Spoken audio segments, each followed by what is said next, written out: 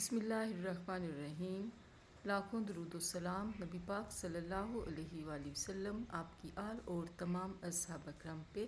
السلام علیکم. وعلیکم السلام. تیسرا پہلو سے آپ ہی کو ہوسٹ آمنہ طارق. کیسے ہیں آپ؟ اللہ کا شکر الحمدللہ رب العالمین. آج کافی دن بعد ہم اس چینل کا بنانے لگے ہیں جی. ولاگ. بس اچھا، سستی ہو جاتی ہے میرے سے. کچھ زیادہ ہی ہونے لگ پڑی ہے باس. اچھا، میں کل سن رہی تھی ججمنٹ آئی ہے 26ویں ترمیم کے. 26ویں ترمیم نے مخصوص نشست سوری وہ ایکچولی ابھی بات کر رہے تھے نا ہم 26ویں ترمیم پہ، تو اس لیے میرے منہ سے 26ویں ترمیم نکلا ہے. 26ویں ترمیم نہیں، مخصوص نشستوں کے بارے میں جو آئی ہے. تو پھر میں نے رات کو ہی سوچا تھا صبح آپ سے اس کے بارے میں ڈسکس کروں گی، تو ذرا کچھ روشنی ڈالیں. 26ویں ترمیم کا ہم یہ کہہ رہے تھے نا کہ وہ 7 اکتوبر کو کیس لگ گیا ہے ٹھیک ہے. کہ سپریم کورٹ یہ دیکھے گی آئینی بینچ کہ 26ویں ترمیم صحیح ہے کہ غلط جی. ہے. تو اب آپ نے 26ویں ترمیم کی بات کری تھی تو وہ مجھے ہنسی یہ آ رہی تھی کہ جی. 26 ترمیمیں ہو چکی ہیں ہمارے کانسٹیٹیوشن میں، لیکن ابھی تک کہلاتا 1973 کا ہی قانون ہے. اور یہ 26ویں ترمیم ہم کہہ تو 26 ترمیمیں رہے ہیں، جی. لیکن ہر ترمیم میں کوئی 20-25 آرٹیکلز تو کم از کم امینڈ ہوتے ہیں. اچھا. اور 18ویں ترمیم میں تو 100 سے زیادہ امینڈمنٹس تھیں. اچھا. تو اس حساب سے اگر ہم گنیں تو یہ 300-400 امینڈمنٹس آ چکے ہیں کانسٹیٹیوشن میں. تو یہ 1973 کا آئین تو نہیں رہا. ایکچولی جڑ تو وہی ہے نا، اس اس کے لیے. بعد پھر یہ ہے کہ جو ایسا زبردست قسم کا آئین بنا تھا، ہم اس کو کہتے ہیں کہ جی یہ کنسنسس کے ساتھ بنا تھا. صحیح. تو لیکن ایسا بنا تھا کہ ہر کچھ عرصے کے بعد کسی نہ کسی آرٹیکل کی ایسی انٹرپریٹیشن کرنی پڑ جاتی ہے کہ پتہ چلتا ہے کہ اس آرٹیکل کا مطلب ہی پتہ نہیں کیا تھا.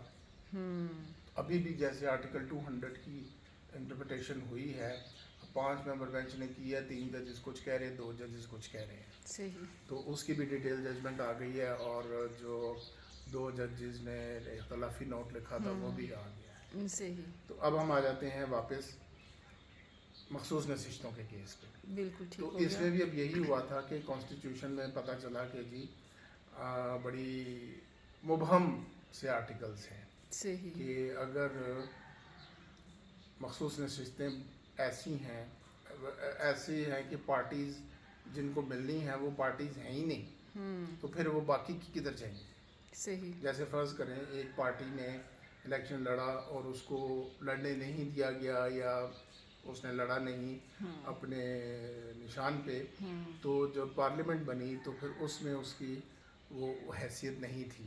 صحیح. تو ظاہر ہے پھر مخصوص نشستیں اس پارٹی کو نہیں مل سکتی تھیں. انہوں نے جمپ کیا دوسری پارٹی میں. صحیح. اب وہ پارٹی ایسی تھی، اس نے الیکشن میں ہی ایز اے پارٹی حصہ نہیں لیا تھا. صحیح. تو اب یہ سوال کا جواب کانسٹیٹیوشن میں نہیں تھا، اس صورت میں کیا کیا جائے. تو الیکشن کمیشن نے پھر اپنی ایک ثوابدید پہ ایک مخصوص نشستیں جو تھی، جو پارلیمنٹ میں جماعتیں موجود تھیں ان کو دے دی، ان کے حصوں میں بانٹ دی.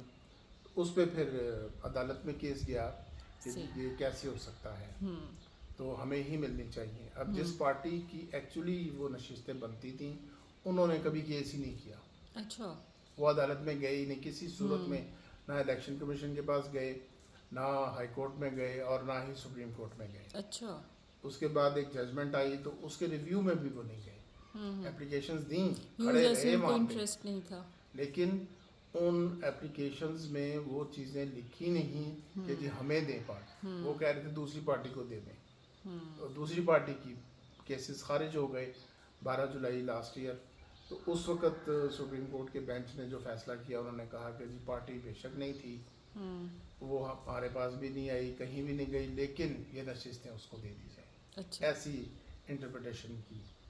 تو اب وہ انٹرپریٹیشن کانسٹیٹیوشن کے حساب سے تو خیال یہ تھا کافی لوگوں کا کہ نہیں بنتی، لیکن کچھ لوگ یہ کہتے تھے کہ یہ بنتی ہے. تو کانسٹیٹیوشن کے لیٹر میں رہ کے نہیں، اسپرٹ میں رہ کے بنتی ہے. اچھا. اور اوور آل ہم دیکھیں جو باہر کے حالات ہیں، جو ملک کے حالات ہیں، اور جمہوریت کے لیے یہ ضروری تھا کہ ایسا ججمنٹ دیا جاتا. صحیح ہو گیا. لیکن اب وہ جو مقتدر حلقے تھے اور جو ایوانوں میں بیٹھے ہوئے تھے ان کو یہ سوٹ نہیں کرتی تھی، تو لہٰذا پھر 26ویں ترمیم آنی پڑی. تو 26ویں ترمیم میں پھر کافی چیزیں ایسی امینڈمنٹ کی گئیں کانسٹیٹیوشن میں، تو اس کو بھی پھر چیلنج کیا گیا. اچھا. تو لیکن اس دوران پھر یہ ریویو پٹیشنز آئیں کہ صحیح. ججمنٹ کا وہ کیا جائے، ریویو کیا جائے، یہ ججمنٹ صحیح نہیں ہے، غلطیاں ہیں اس میں. تو 26ویں ترمیم کے ذریعے یہ ہوا کہ سپریم کورٹ کے اندر ایک آئینی بینچ بنا دیا گیا. اچھا.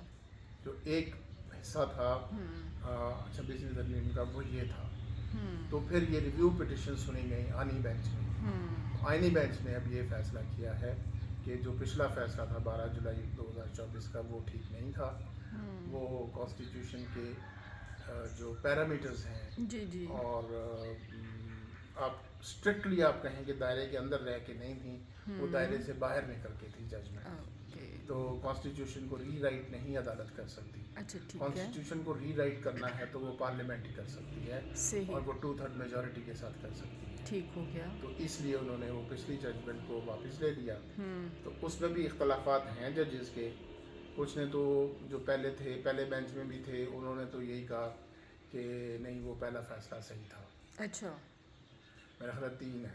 تو باقیوں نے یہ کہا کہ نہیں یہ وہ فیصلہ صحیح نہیں تھا، تو اس کو ختم کر دیا.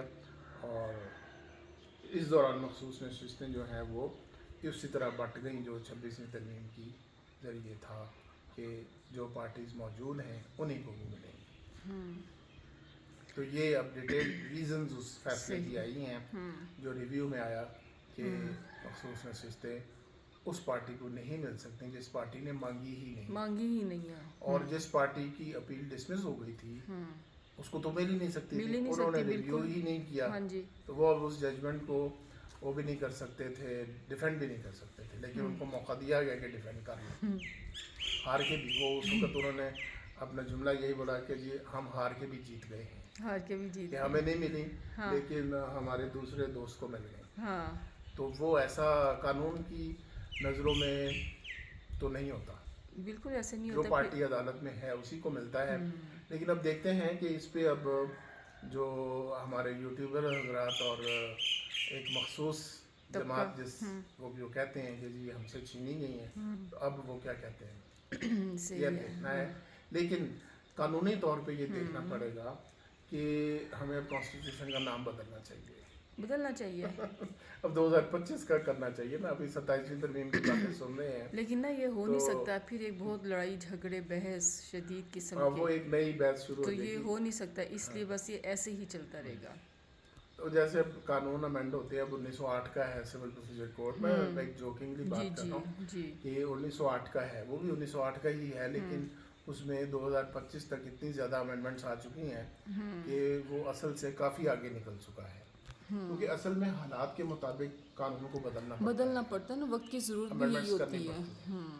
تو رہتا وہی ہے انلیس کہ پچھلا قانون ختم کر کے نیا قانون بنا دیا جائے تو پھر اس کا وہ سال گنا جاتا ہے. جیسے اب ٹرسٹ ایکٹ تھے 1882 کے ٹرسٹ ایکٹ تھا، ایک ایکٹ تھا وہ پورے پاکستان کے لیے تھا. لیکن وہ اتنا کیا اس کو کہتے ہیں چھوٹا سا ایکٹ تھا اور اس میں اتنی مبہم چیزیں تھیں، کلیئرٹی تھی نہیں. اور حالات ایسے بدل چکے تھے اور ججمنٹس اتنی آ چکی تھیں اور یہ جو ڈیولپمنٹس ہیں قانون کی بھی اور یہ جو ڈیجیٹل اس میں اس ٹرسٹ لا کو بدلنے کی ضرورت تھی. لیکن ہم نہیں بدل رہے تھے. تو پھر یہ جب فیٹف میں پاکستان کا معاملہ تھا، فیٹف نے پھر کہا کہ آپ اپنے ٹرسٹ لاز بھی چینج کریں. وقت کی ضرورت تو ہوتی ہے. 2020 میں پھر ٹرسٹ لا چینج ہوا اور وہ پھر ہر صوبے نے علیحدہ علیحدہ اپنا ٹرسٹ کا لا بنایا. صحیح ہو گیا. اسلام آباد نے اپنا بنایا اور باقی 4 صوبوں نے علیحدہ سے. اب وہ اتنا ڈیٹیلڈ لا ہے جو سارا پروسیجر باقاعدگی سے دیا گیا ہے کہ ٹرسٹ کیسے بنانا ہے اور اس کو رجسٹر کیسے کرانا ہے اور پھر اس کو ریگولیٹ کیسے کرنا ہے. تو اس کی کنڈیشنز ذرا سخت کی گئی ہیں. تو بے شک اس میں ایک پروویژن وہ ہے کہ اسلام میں جو ٹرسٹ کا وقف ہے اسلام میں ویسے تو وہ وقف کے جو قوانین ہیں وہ وہی رہیں گے. لیکن جب آپ ٹرسٹ بنائیں گے تو پھر ٹرسٹ کے لاز کے مطابق آپ کو چلنا پڑے گا. صحیح ہو گیا. ٹھیک ہو گیا. وہ اس کا پھر 2020 کے ٹرسٹ ایکٹ کا نام دیا گیا، ٹرسٹ ایکٹ 2020 اور صوبے کا رہتا. सही हो गया, ठीक हो गया, वही तो बात। मैंने कहा मैंने एक जोक किया था, लेकिन उसको मैं क्लैरिफाई भी कर दूं हाँ कि वो जब अगर कभी वक्त आया जी। कॉन्स्टिट्यूशन नया बना तो फिर हाँ उसका होगा कि वो उस साल का है, हाँ वरना ये 1973 का कानून ही रहेगा, कानून क्योंकि ये कॉन्स्टिट्यूशन ही हो नहीं रहेगा। सकता, ये एक बहुत ही नाम चेंज करना मुश्किल काम से मुराद है कि फिर झगड़े इख्तलाफ सारी चीज़ें, हाँ जी, तो वो इसलिए उसका फिर बेहतर तरीका ये है यही कि है कि जो अमेंडमेंट्स करते चीज़ें रहो। हाँ वो करते रहो, तो बाकी जो चल रहा है तो वो चलता रहे। ठीक हो गया, आपने बहुत क्लियर करके समझा दिया है, क्योंकि बहुत से यूट्यूबर्स भी लगे होते हैं, वो हाईलाइट किया होता है कुछ, ओ ये हो गया, फिर जब आप सुनते हो उसको क्लियर ही नहीं किया होता, टॉपिक कहीं का कहीं होता है। तो असल हमारा मसला ये है ना कि यूट्यूबर्स अभी रेगुलेट नहीं है। जी सहाफ़त तो थोड़ी सी रेगुलेटेड है, लेकिन उसमें भी वो आज़ादी सहाफ़त के नाम पे बहुत कुछ ऐसा हो जाता है कि असल में रिपोर्टर्स और जो एंकर्स और तज्ज़ियाकार हैं वो पढ़ के नहीं आते, और फिर जो जिन वकील हजरात को वो बुलाते हैं वो वकील हजरात भी पढ़े बगैर बात करते हैं, सिर्फ जोश और जज्बे के साथ कि जी बस ये हो गया, मैंने कह दिया, ये हो गया। तो असल में कई दफ़ा जब हम कानून की लैंग्वेज पढ़ते हैं और जी उससे रिलेटेड जजमेंट्स पढ़ते हैं तो वो बात कुछ और होती है। सही है। हम यहाँ पे सबको नहीं कह रहे, कुछ यूट्यूबर्स भी, जर्नलिस्ट भी और हमारे वकला हजरात भी जो हैं वो अच्छी सूझबूझ रखते हैं, वो समझ के साथ बात करते हैं, लेकिन इनके दरमियान में ही फिर इनके अपने ही कुछ ऐसे होते हैं जो उस पेशे को बदनाम कर देते हैं।